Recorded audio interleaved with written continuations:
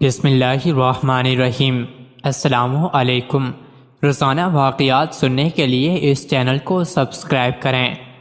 حضرت ابو ہریرہ رضی اللہ تعالی عنہ سے روایت ہے کہ رسول اکرم صلی اللہ علیہ وسلم نے ارشاد فرمایا، اللہ تعالی نے سور کو پیدا کیا اس طرح کہ اس کا منہ بانس کی طرح ہے اور اس کی کشادگی دنیا کے مثل ہے، اور اس کی 4 شاخیں ہیں، ان میں سے ایک شاخ مشرق میں ہے، دوسری شاخ مغرب میں ہے، تیسری شاخ 7ویں زمین کے نیچے ہے، اور چوتھی شاخ 7ویں آسمان کے اوپر ہے۔ سور میں روحوں کے عدد کے برابر دروازے ہیں، اس میں سے ایک دروازہ انبیاء علیہم السلام کی روحوں کے لیے ہے، ایک دروازہ فرشتوں کی روحوں کے لیے ہے، ایک جنوں کی روحوں کے لیے، اور ایک انسانوں کی ارواح کے لیے ہے، اور اسی طرح شیطانوں اور درندوں، وحشی جانوروں اور حشرات الارض یعنی زمین کے کیڑے مکوڑے، حتیٰ کہ چیونٹی اور مچھر وغیرہ کی روحوں کے لیے دروازے ہیں۔ اور اللہ تعالیٰ نے سور حضرت اسرافیل علیہ السلام کو عنایت کیا ہے، وہ اس کو اپنے منہ پر رکھے ہوئے ہیں اور منتظر ہیں کہ کب پھونکنے کا حکم دیا جائے گا، تو وہ اسے 3 مرتبہ پھونکیں گے۔ پہلی مرتبہ جب پھونکا جائے گا تو ان لوگوں کے علاوہ جن کو اللہ تعالیٰ چاہے گا، تمام مخلوق جو آسمانوں اور زمینوں میں ہے، سب کے سب ڈر جائیں گے، اور اللہ تعالیٰ حضرت اسرافیل علیہ السلام کو حکم دے گا اور وہ اس کو پھونکیں گے تو پہاڑ چمکدار ریت کی طرح ہو جائیں گے، آسمان موج مارے گا اور سخت گردش میں آئے گا، اور زمین جنبش میں آئے گی، جس طرح کہ پانی میں کشتی طوفان کے دوران ہچکولے کھاتی ہے۔ حاملہ عورتیں بچے گرا دیں گی، اور دودھ پلانے والی عورتیں بچوں کو دودھ پلانا بھول جائیں گے، لڑکے بوڑھے ہو جائیں گے، اور شیطان بھاگیں گے، جہاں تک کہ وہ زمین کے کناروں میں آئیں گے تو فرشتے ان سے ملیں گے، ان کے منہ پر ماریں گے اور واپس لے جائیں گے۔ اللہ تعالیٰ نے فرمایا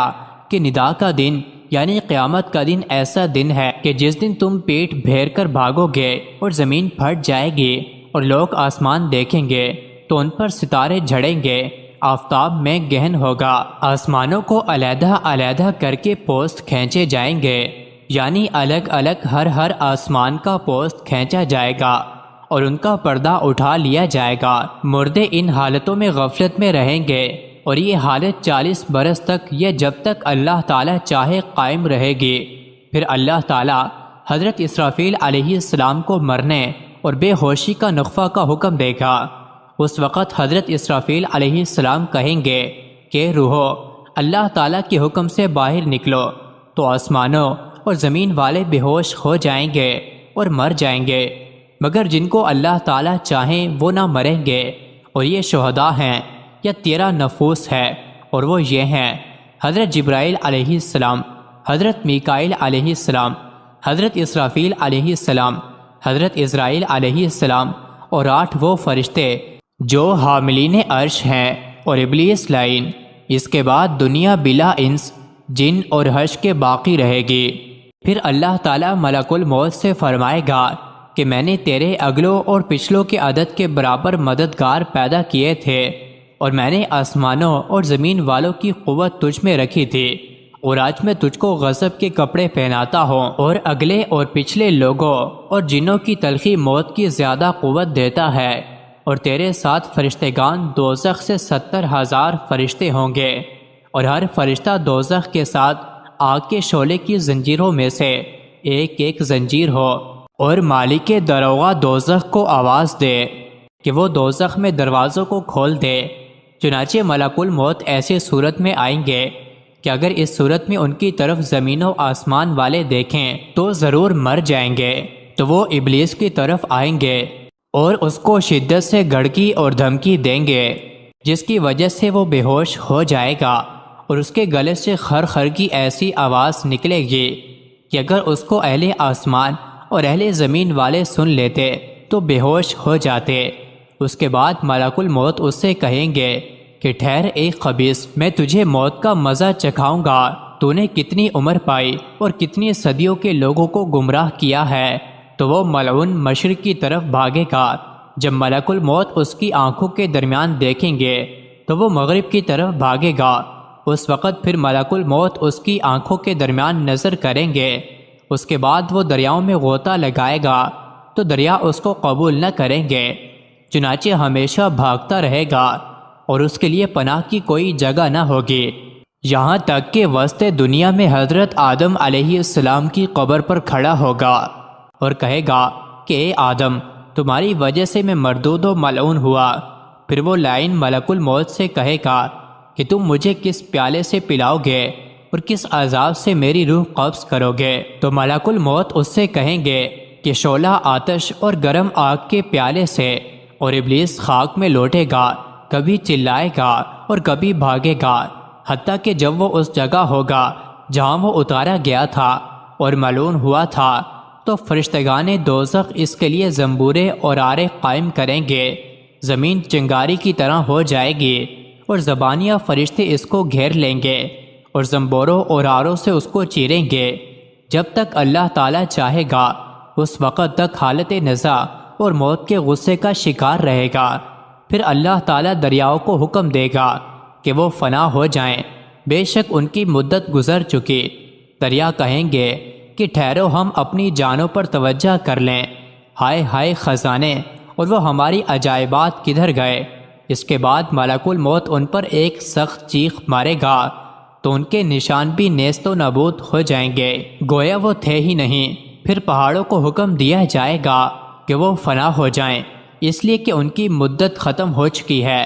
چنانچہ وہ کہیں گے کہ ذرا ہم اپنی جانوں پر رو لیں، ہمارے خرمے کے درخت اور درختوں کی جمعیت کہاں ہے اور ہمارے تودے کہاں ہیں؟ اس کے بعد ملک الموت ان پر ایک سخت چیخ مارے گا تو وہ پگھل جائیں گے۔ پھر زمین کو حکم دیا جائے گا وہ فنا ہو جائے، کیونکہ اس کی مدت تمام ہو چکی ہے۔ تو زمین کہے گی کہ مہلت دی جائے تاکہ ہم اپنی جانوں پر رو لیں، تو ملک الموت اس پر سخت چیخ مارے گا اور اس کی دیواریں گر پڑیں گی۔ پھر ملک الموت آسمان پر چڑھے گا اور اس پر ایک سخت چیخ مارے گا تو اس کے سورج اور چاند میں گہن لگے گا اور ستارے تاریک اور بے نور ہو جائیں گے۔ پھر اللہ تعالیٰ فرمائے گا کہ ملک الموت، میری مخلوق میں سے اب کون باقی رہا؟ ملک الموت کہے گا کہ جبرائیل و میکائیل علیہ السلام اور اسرافیل و عزرائیل علیہ السلام باقی ہیں۔ اس کے بعد اللہ تعالیٰ ملک الموت سے فرمائے گا کہ جبرائیل علیہ السلام کی روح قبض کرو، چنانچہ وہ ان کی روح قبض کرے گا تو وہ بڑے تودا کی طرح گر پڑیں گے۔ پھر اللہ تعالیٰ ملک الموت سے فرمائے گا کہ میکائیل علیہ السلام کی روح قبض کرو، چنانچہ وہ اسی طرح قبض کرے گا۔ پھر فرمائے گا کہ اسرافیل علیہ السلام کی روح نکالو تو وہ ان کی بھی جان قبض کرے گا۔ پھر اللہ جل شانہ ملک الموت سے فرمائے گا کہ ملک الموت، تو بھی جا اور جنت و دوزخ کے درمیان مر جا، تو ملک الموت بھی وہیں مر جائیں گے۔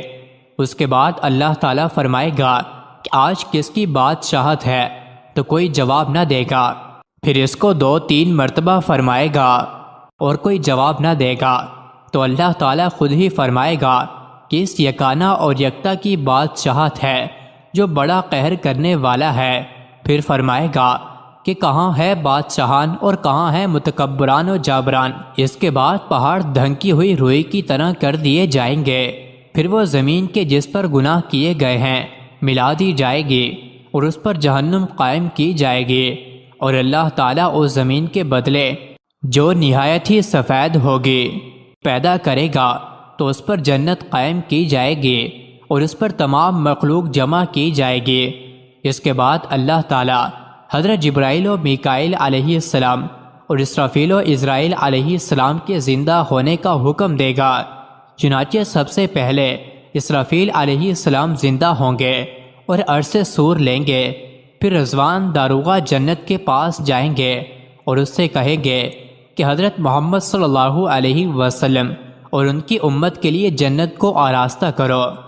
مزید ایسی ہی ویڈیوز کے لیے چینل کو ضرور سبسکرائب کریں۔